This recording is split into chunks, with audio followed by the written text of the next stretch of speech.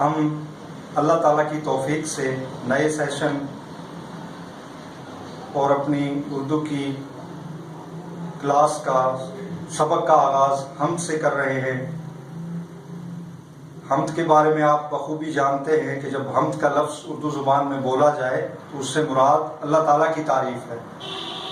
حمد کے لفظی معنی تعریف کے ہیں، جیسے لفظ محمد ہے اور اس سے مراد یعنی سب سے زیادہ تعریف کیا گیا آپ صلی اللہ علیہ وسلم کی، چونکہ سب سے زیادہ تعریف کی گئی مخلوق کے اندر، اس لیے آپ کو محمد کہا گیا، آپ کا نام ہی محمد رکھا گیا۔ تو آپ کے نصاب میں مولانا ظفر علی خان کی حمد شامل کی گئی ہے۔ گزشتہ سیشن میں ہم مولانا ظفر علی خان کا تعارف اچھی طرح پڑھ چکے ہیں، آپ لوگوں کو ان کے بارے میں آگاہی حاصل ہے، اس کو دہرا دیا جاتا ہے۔ مولانا ظفر علی خان 1873 میں وزیر آباد میں پیدا ہوئے۔ آپ نے علی گڑھ سے تعلیم حاصل کی، سر سید اور مولانا شبلی نعمانی پروفیسر آرنلڈ کی شاگردی میں رہے۔ آپ ہمہ جہت انسان تھے۔ آپ ایک کہنہ مشق صحافی، تحریک پاکستان کے بہت ہی نامور اور نمایاں کارکن اور مسلمانوں کی جد و جہد کا ایک عظیم استعارہ تھے۔ پنجاب کے اندر مسلم لیگ کے رہنما تھے۔ قائد اعظم علامہ اقبال کے عقیدت مندوں میں اور کارکنان میں شامل تھے۔ تحریک پاکستان میں آپ کا کردار ناقابل فراموش ہے۔ پنجاب کے مسلمانوں کی بیداری میں آپ کے اخبار ذمہ دار اور آپ کے مضامین کا بہت اہم کردار رہا ہے۔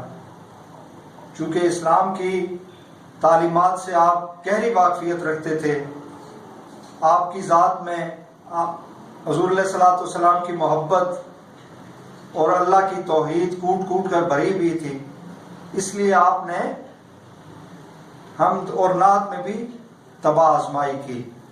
آپ ایک قادر الکلام شاعر تھے۔ آپ کا کلام مسلمانوں کی ملی بیداری کے لیے تھا۔ آپ کی نظمیں سیاسی ترنگ میں لکھی گئیں۔ حمد میں بھی آپ نے اپنی طبیعت کے جوش و ولولے کا اظہار کیا۔ نعت کے اندر آپ کی بے پایہ محبت نظر آتی ہے اور آپ کی سیاسی نظموں میں آپ کا جذبہ عروج اور کمال تک نظر آتا ہے۔ تو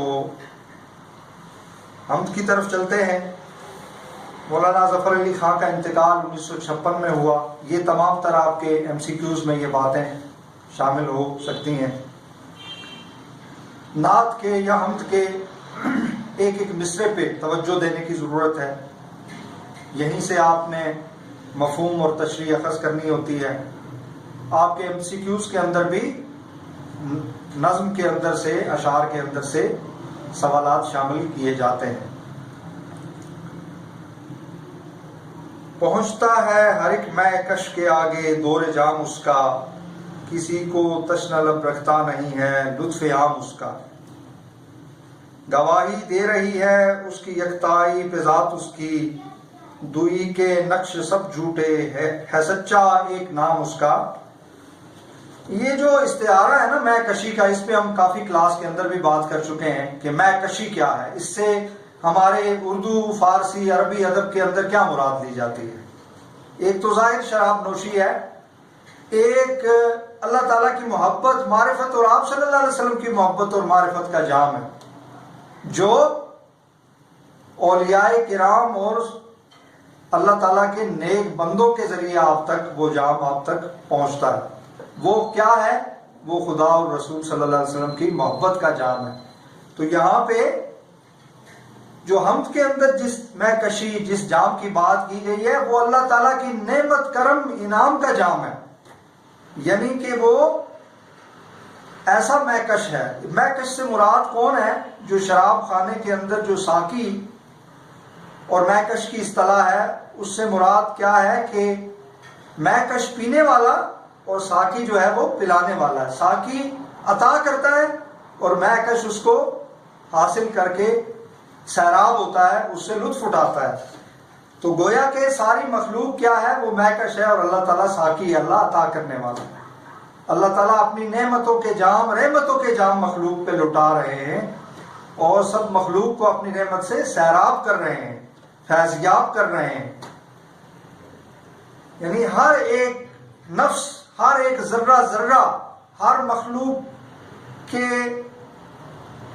ہر نفس تک، ہر ذرے تک اس کی نعمت، رحمت کا جام جو ہے وہ پہنچ رہا ہے۔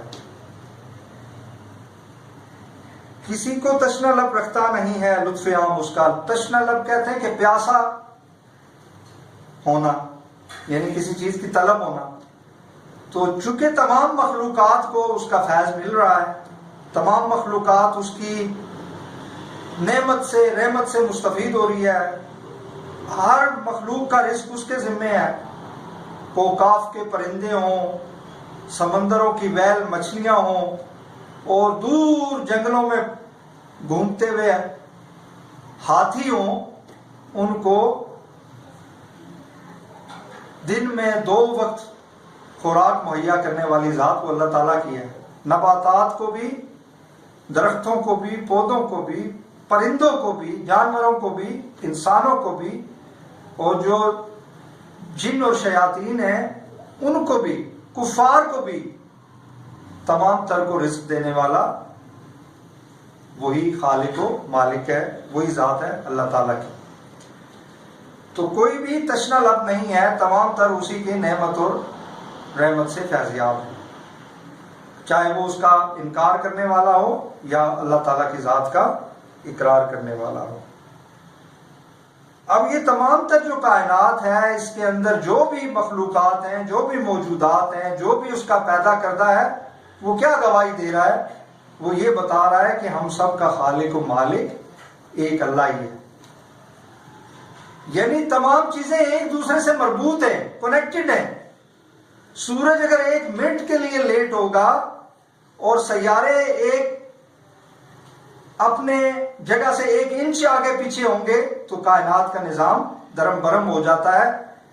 ان سورج کے جو اثرات ہیں زمین کے اوپر، وہ تمام تر مخلوقات کے اوپر سورج کے اثرات ہیں۔ اسی طرح ہر چیز ایک دوسرے سے وابستہ ہے۔ تو گویا کہ ان سب کا انتظام چلانے والا، ان سب کو کنٹرول میں رکھنے والا وہ ایک اللہ ہے، ایک اسی کی ہستی ہے جس نے سب کو ایک دوسرے کے ساتھ جوڑے رکھا ہے، مربوط رکھا ہے۔ تو یہ چیز کیا گواہی دے رہی ہے کہ وہی ذات صرف ایک ذات ہے جو تمام کائنات کا، تمام گیلیکسیز کا، تمام یونیورس کا، تمام جہانوں کا، جو ارب ہا خرب ہا کائناتیں ہیں، جہان ہیں، گیلیکسیز ہیں، ان سب کا انتظام رکھنے والا ایک اللہ ہے۔ دوئی کے نقش سب جھوٹے ہے، سچا ایک نام اس کا۔ یعنی کہ یہ جو ہم کہتے ہیں نا کہ جی یہ فلاں چیز جو ہے نا وہ اس کے ہاتھ میں ہے، طاقت اس کے ہاتھ میں ہے، رزق ہمیں وہاں سے ملے گا، اور فلاں سے ہمیں یہ فائدہ ہوگا، یہ سب ہمارے وہم کی بات ہے کہ کوئی اور ہستی نہیں ہے کائنات کا نظام چلانے والی، نہ ہی کوئی شریک ہے اس کے ساتھ، کہ ہم یہ کہیں کہ شاید کوئی اور خدا ہے جو کوئی سورج کا انتظام الگ چلا رہا ہے، یا زمین کا انتظام الگ چلا رہا ہے، یا ہمیں رزق دینے والا کوئی اور ہے۔ یا جیسے ہم نے دنیاوی خدا بنائے ہوئے ہیں، ہم کسی سے رزق کی امیدیں لگائے ہوئے ہیں، کوئی امریکہ سے ہم امیدیں وابستہ کیے ہوئے ہیں، کوئی سعودی عرب سے کیے ہوئے ہیں، مثال دے رہا ہوں ایک، یا کوئی کسی حکمران سے امیدیں وابستہ کر لیتا ہے۔ تو یہ سب نقش باطل ہیں، یہ سب جھوٹ ہے۔ طاقت کا عطا کرنے کا جو مرکز ہے، جو پوری کائنات کا انتظام جس کے ہاتھ میں ہے، وہ صرف ایک اللہ تعالیٰ کی ذات ہے۔ کوئی اس کے اور بالمقابل کوئی طاقت قوت